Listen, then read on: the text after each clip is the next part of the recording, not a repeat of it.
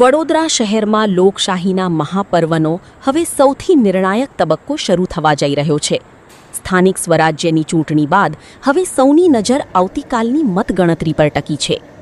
Polytechnic department ખાતે બનાવાયેલા strong રૂમમાં EVM મશીનોને કડક સુરક્ષા વચ્ચે સીલ કરીને રાખવામાં આવી છે. પોલીસ તંત્ર દ્વારા ચુસ્ત બંદોબસ્ત ગોઠવવામાં આવ્યો છે, જ્યાં દરેક હલચાલ પર બારીક નજર રાખવામાં આવી રહી છે.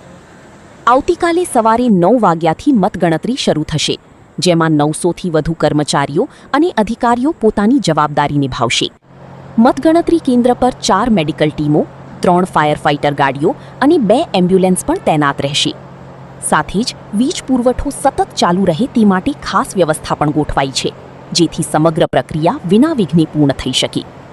કડક નિયમો સાથે પારદર્શક મતગણતરી માટે તંત્ર સંપૂર્ણ રીતે સજ્જ છે. હવે રાહ છે તો માત્ર જનમતના અંતિમ નિર્ણયની. લોકશાહીનો આ સૌથી મહત્વપૂર્ણ દિવસ, જ્યાં દરેક મતની કિંમત છે અને દરેક નિર્ણય શહેરના ભવિષ્યની દિશા આપશે.